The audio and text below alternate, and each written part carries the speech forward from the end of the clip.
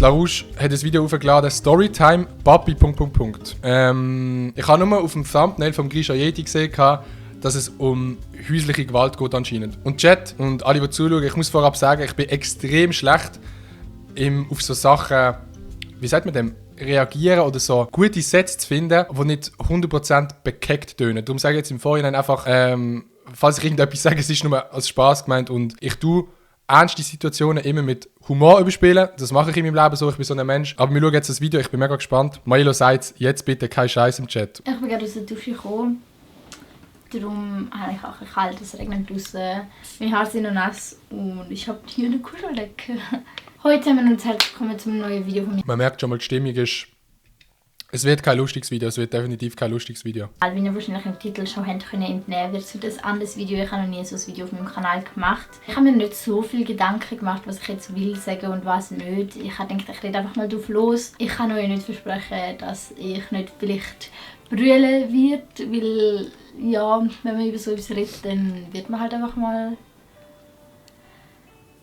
es ein oder anderes Tränchen vergewissen. Ich habe noch in meinem 1000 Abo-Special ja schon gesagt, dass ich eine recht schwierige, blöde Jugend hatte und dass ich eventuell irgendwann mal bereit bin, um euch ein bisschen davon zu erzählen. Okay, schwierige Jugend hat sie gehabt. Gut. Gestern Abend habe ich es mir überlegt und heute habe ich gedacht, okay, ja Lara, du bist bereit dazu, du sitzt jetzt vor der Kamera und erzählst das einfach mal. Ich möchte mit dem Video absolut kein Mitleid oder sonst etwas, aber ich glaube, es würde mir auch gut tun, also es tut mir auch gut, um es zu verarbeiten und einfach mal meine Gefühle ehrlich losreden. Safe, also reden ist immer das Beste. In einem YouTube-Video ist natürlich nochmal ein ganz anderes Level, aber ich glaube, extrem viele Leute machen es halt auch auf diesen Weg, aber egal wie das machen, reden auf irgendeine Art oder mit irgendjemandem teilen, ist safe die beste Art, auch für mich, um irgendetwas zu verarbeiten. Ja, ich will gar nicht viel drum herum reden, darum komme ich eigentlich auch schon zu den Fragen. Ich werde immer wieder gefragt, wieso ich in den Videos sage, dass nur meine Mami und meine Schwester die wichtigsten Leute in meinem Leben sind, ob ich ohne Papi lebe, was mit meinem Papi ist, ob ich Kontakt zu ihm habe und so weiter und so fort. Ich möchte mich ganz kurz halten. Ich lebe ohne Papi. Ich habe keinen Kontakt zu meinem Papi. Und will ich auch nicht. Momentan, ich weiß nicht, wie sie 5 Jahre sein wird. Genau. Mir geht es gut damit. Wenn ich nicht gerade daran denke. Also, meine Mami und mein Papi haben sich geschieden, schon vor sehr, sehr langer Zeit. Ich weiß leider nicht genau, wann es war, aber es ist schon über 10 Jahre her. Ich bin mittlerweile 17. Ich war recht jung und weiss nicht mehr so viel, was damals alles passiert ist. Das meiste weiss ich einfach, weil es mir erzählt wurde oder ein paar Sachen halt, weil ich mich daran erinnere. Meine Schwester war älter, sie war 7, wo dann das alles so krass wurde. Okay, warte mal. Ey, ich fange dann auch noch gleich an zu heulen, gell? Ich sag's euch, Chat, es wird noch eine traurige Sache, aber schon mal ohne Papi aufwachsen ist so, es hat safe, oder ich nehme mal an, dass es im Chat Leute hat, die ohne Papi aufgewachsen sind oder sich die Eltern irgendeine getrennt haben, aber das ist für mich so etwas mega Schwieriges zum Vorstellen, weil halt meine Eltern, so bei uns, ist das eben nicht der Fall gewesen. Darum stelle ich mir das schon übel krass vor, so nur einen Elternteil zu haben. Aber sie ist sich gewöhnt und sie sagt eben, sie hat kein Problem damit. Und sie weiß viel mehr und sie erinnert sich an mehr Sachen. Ja, und darum denke ich, ist das für sie auch eine größere Belastung. Ich bin eher ein Mami-Kind und meine Mami ist bei mir da, zum Glück. Meine Schwester hat, glaube ich, eher einen engeren Bezug zu meinem Vater, sage ich mal. Also keine, es ist eher ein bisschen vielleicht das Vaterkindli. Und darum denke ich, ist das für sie einfach schwieriger. Also sie haben sich geschieden, schon vor längerer Zeit. Mein Papi hat uns geschlagen, also hauptsächlich meine Mama. Meine Schwester und ich sind jetzt nicht so oft geschlagen worden, aber ich weiss auch noch ein paar Sachen, wo ich geschlagen worden bin, weil ich einen Kaugummi haben wollte oder sonst etwas. Ja. Okay, das ist jetzt... Ich darf nicht sagen, das ist mega ironisch, wie wir vorhin hier Kaugummis gegessen haben, aber Chat, sorry. Nein, das ist hure crazy, Digga. Das ist übel crazy. Crazy? Ich denke nicht so oft an meinen Papi, weil ich habe das Gefühl, eben, es ist nur eine Belastung und ich bin zufrieden, dass ich jeden Tag, also und dankbar, dass ich jeden Tag bis jetzt gesund aufstehen. Und ich habe damit gelernt, umzugehen. Darum ist es für mich jetzt nicht mehr so krass schlimm. Ja, es wird dann schlimm, oder es war früher recht schlimm gewesen, wenn ich einmal zu einer Kollegin heimgegangen bin und dann ist der Papi gekommen und hat irgendwie «Hoi» und ein Küsschen gegeben oder so. Dann war es schlimm gewesen. So. Das stelle ich mir auch vor. Wenn halt so, wenn dir etwas im Leben fehlt, was eben alle anderen haben, oder so, weißt du, so gefühlt oder grob gesagt, so jeder hat einen Papi, aber du so nicht. Und sie stellt sich safe, nehme ich mal an, auch vor, wie es ist, einen Papi zu haben, so dumm. Schwierig, Digga. Sehr, sehr schwierig. So logisch wünscht man sich einmal auch einen Papi, der neben einem ist, einen Papi, der einmal in die Schule fährt, wo man sagt, hey, machen wir mal das, gehen wir mal schwimmen oder einfach mal ins Morgen macht oder sonst etwas. Das ist ganz klar so. Aber also, es fehlt etwas im Leben, das ist logisch so, aber irgendwie habe ich mich damit abgefunden. Ja, ich bin froh, dass die Person, wo mein Vater ist, wo mich erzeugt hat, nicht da bei mir im Haus lebt, weil ich wüsste nicht, was ich dann machen würde. Ich dürfte dann wahrscheinlich nicht mal YouTube machen oder sonst etwas. Ich dürfte wahrscheinlich nicht mal rausgehen mit Kollegen. Ich hatte so einen strengen Papi oder immer noch, weiß auch nicht. Ja, keine Ahnung. Auf jeden Fall haben wir täglich daheim häusliche Gewalt erlebt. Also eben hauptsächlich meine Mami. Mein Papi hat meine Mama vor uns Kinder geschlagen. Und meine Mami hat sehr viel durchmachen mit dem Mann. Ich kann ihn nicht Papi nennen, weil ein Mann, der 5 Kinder, ich habe eine Schwester, wo wir die gleichen Eltern haben und noch 3 Halbgeschwister, wo sie eine andere Mutter haben. Aber ein Mann, der 5 Kinder auf die Welt setzen, nicht einmal kann in den Spielplatz gehen mit diesen Kindern. Digga, ich muss kurz pausieren, ich komme sogar gar nicht drauf bleiben. Wie gesagt, das sind so Sachen, so, bei so Themen ist es für mich mega schwierig, um jetzt irgendetwas Sinnvolles dazu zu sagen. Nur das mit häuslicher Gewalt ist schwer crazy, das war bei mir auch gar nicht so gesehen. Klar, weißt, man kennt es mal, wenn die Eltern mal Streit haben, das ist ja auch völlig normal. Oder wenn ich Streit habe mit den Eltern oder so, das gehört überall dazu, aber das ist so ein anderes Level. Und ja, ist ja krass, wenn 5 Kinder und er kann mit denen nicht auf den Spielplatz gehen, weil er ist halt so nie mit der Family zusammen gesehen. Hui! Und für 1 Franken ein Karussell auf das Karussell steigen lassen. Ja, so kann ich einfach nicht Papi nennen. Ich finde, er hat den Titel nicht verdient. Darum ja, ist er ein bisschen fremd für mich. Meine Schwester ist mit 7 auf meinen Papi losgegangen mit dem Küchenmesser. Weil sie gesehen hat, wie er meine Mami geschlagen hat. Und sie hat ihm gesagt, wenn du noch einmal meine Mami schlägst, bringe ich dich um.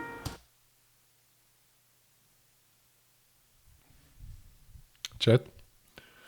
Wow, richtig heftige Story, kommen wir gar nicht drauf klar. Ey, Digga, mir geht's genau gleich, Alter, Mann. Wir schauen auch weiter, es bringt nichts, wenn ich auch durchrede. Und ja. Es ist irgendwie nicht so einfach, über so etwas zu reden. Aber irgendwie ohne das alles wäre ich jetzt nicht der Mensch, der ich jetzt sein darf. Und darum bin ich einerseits auch dankbar, dass ich so Scheiße erleben musste. Das Einzige, wo ich nicht dankbar bin, ist, dass meine Mami nicht so gut geht. Mit dem Ganzen logischerweise. Ich meine, das ist ein Trauma, das man im Leben erlebt.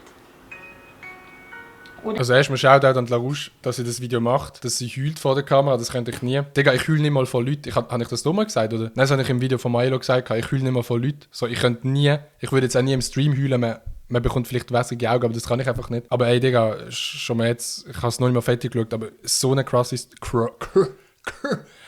Story. er musste erleben. Manchmal stelle ich mir so vor, wie es wäre, wenn man einfach eine normale Familie wäre. Und einfach auch ein Mann am Tisch sitzt und mit uns zur Nacht isst oder sonst etwas. Aber andererseits bin ich dafür umso enger mit meiner Mami. Meine Mami ist meine beste Kollegin, meine Mami, mein Ein und Alles. Und ich kann mit ihr über alles reden. Und darum, ja, bin ich dankbar, dass ich dafür so ein gutes Verhältnis zu meiner Mami habe. Aber es ist dann halt immer nicht so schön, wenn man weiss, was die Mama hat durchmachen musste. Und man hat nicht helfen und man kann auch jetzt nicht helfen. Das geht nicht einfach so weg. Es ist einfach ein Teil des Lebens und man muss lernen, mit dem umzugehen. Und wenn man dann sieht, dass zum Beispiel, wenn meiner Mami nicht gut geht, dann geht für mich auch die Welt unter. Ich bin eine Person, ich rede halt, weil ich das Gefühl habe, das tut mir gut. Meine Schwester ist eher so eine, die alles sich hineinfrisst, was absolut nicht gut ist. Und ich hoffe, dass meine Schwester sich irgendwann auch mal ein bisschen öffnen und über alles reden kann. Aber eben, sie hat noch viel Schlimmeres erlebt als ich. Ich weiß nicht. Ich sitze so da, ich schaue so das Video und ich habe mir gerade so Gedanken darüber gemacht, so über so das Wort normale Familie. Was ist eine normale Familie? Was ist eine normale Familie, Chat? Das ist so krass. Ich habe mich gerade jetzt so gemerkt, so, dass es für mich es klingt so mega übertrieben, aber halt, wenn man so aufgewachsen ist in einer Familie, wo es quasi so etwas nicht gibt und die Eltern sich nicht getrennt haben, dann für mich ist das so normal, aber ich sollte das wahrscheinlich viel mehr appreciaten. Also es klingt jetzt verdammt dumm, wenn ich das so erzähle, aber ich hoffe, ihr könnt es verstehen. Was ich meine. Es gibt kein Normal. Es gibt ja kein Normal. Schwierig, Digga.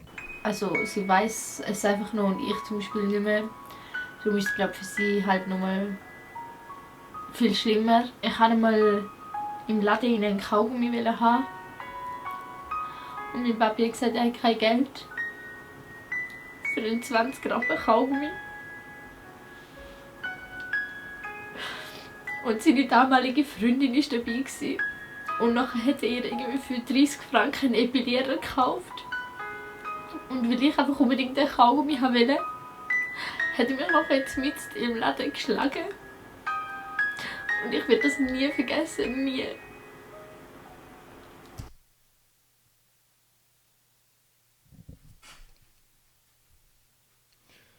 Die Story ist einfach crazy, finde ich. Also weißt, das ist etwas, was ich nie ansatzweise erlebt habe und ich kann mir das einfach so gar nicht vorstellen.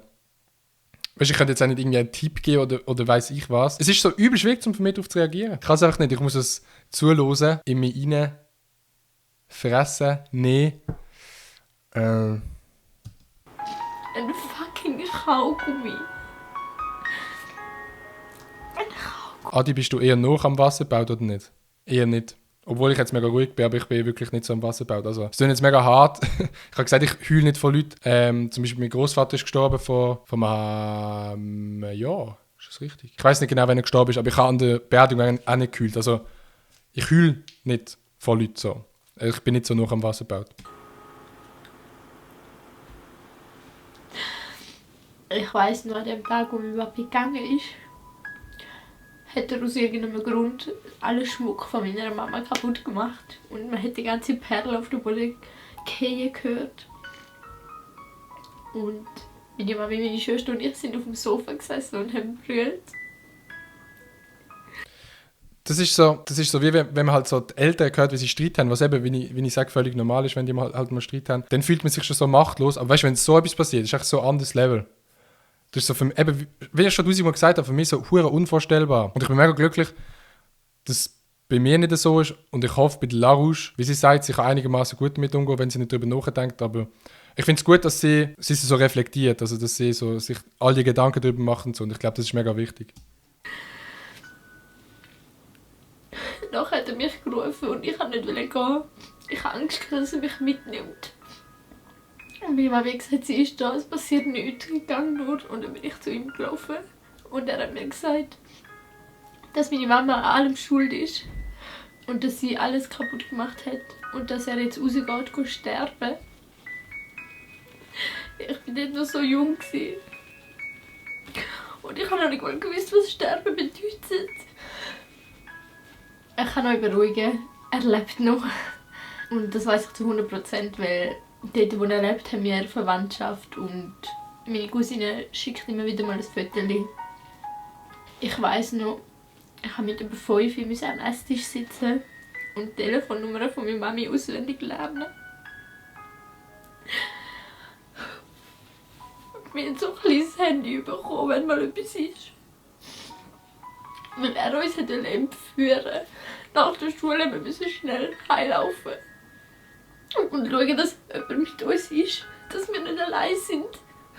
Ich glaube, so Erinnerungen, wie sie jetzt erzählt, tun sich auch viel mehr in den Kopf einprägen. Weil, kennt ihr das, wenn ihr eine Situation erlebt habt, wo ihr erfahren habt, wo jemand gestorben ist oder wo irgendetwas dramatisch passiert ist? Ihr wisst immer, wo ihr gesehen sind und ihr wisst, was ihr gemacht habt. So Situationen prägen sich so ein. Ich weiss zum Beispiel, nichts mehr, als ich 5 gesehen bin. Ich weiss nicht, was ich gemacht habe, als ich 5 gesehen bin. Aber eben, wenn man halt so Situationen erlebt, auch als Kind, dann prägt sich das ein. Und darum kann sie das, glaube ich, auch so erzählen von diesen Jahren. Ey, Digga.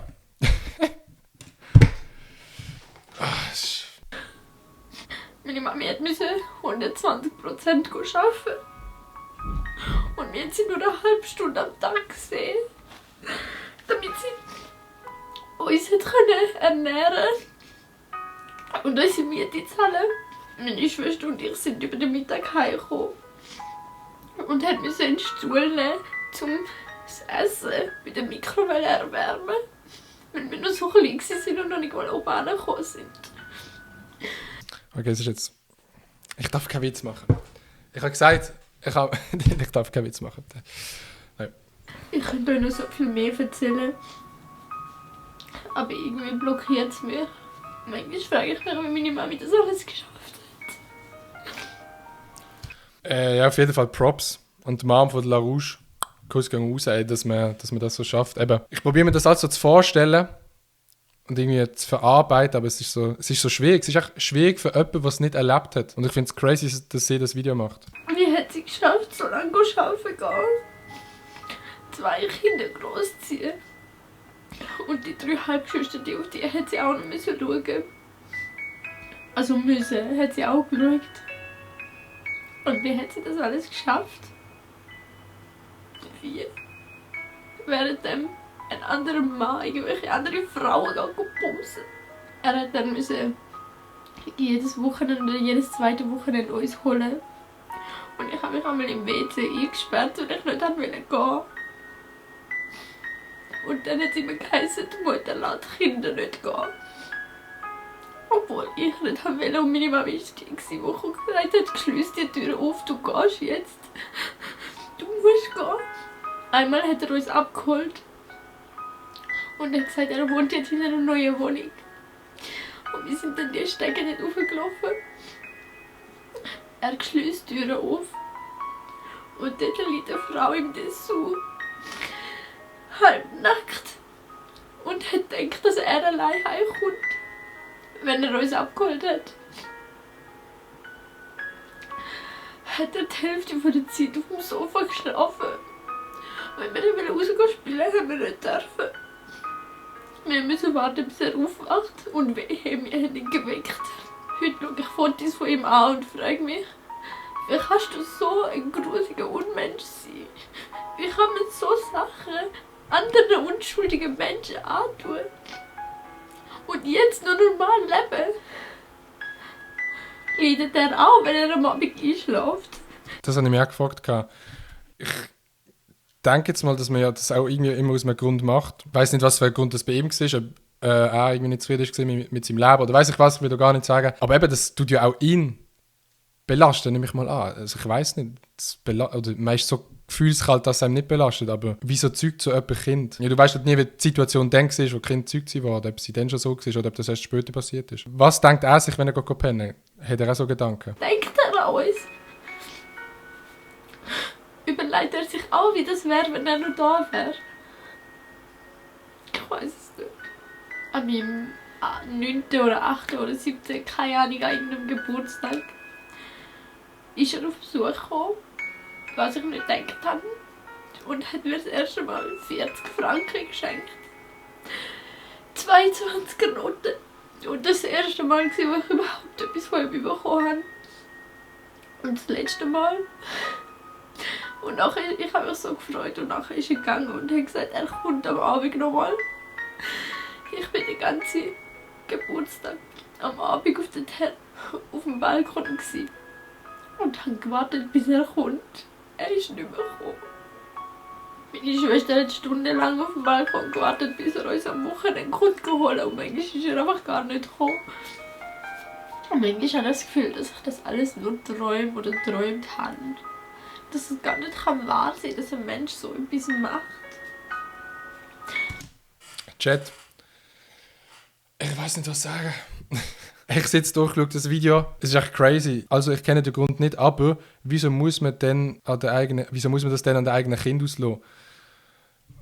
Ich weiß nicht, wieso man das an der eigenen Kind muss auslassen, aber I don't know. Aber leider ist es wahr. Leider. Und ich trage seinen Nachnamen von so einem Mann, der das gar nicht verdient hat. Irgendwie habe ich gerade keine Lust mehr zum Weiterreden. Es tut mir leid. Ja, Das war jetzt irgendwie ein ganz kleiner Part von meinen 17 Jahren. Ich habe noch so viel mehr erlebt, wenn ihr wüsstet. Aber ja, ich weiß nicht, was ich sagen soll. Ich würde das Video jetzt einfach beenden und mal ein bisschen verarbeiten, was gerade alles wieder aufgekommen ist. Ich denke nicht so oft an meinen Papi, weil das geht immer Besseres und Wichtigeres, wo man gerade daran denken kann. Aber ich frage mich schon, ob er mal an uns denkt. Man weiß es nicht. Auf jeden Fall, ja eben, das war ein kleiner Part von meinem Leben. Ich denke, dass ich irgendwann vielleicht nochmal Boah, Digga. Wie es gerade wirkt, wenn die traurige Musik weg ist, lul. ein Video wird machen, wo ich über irgendetwas anderes rede. Das war es mit meiner kleinen Storytime.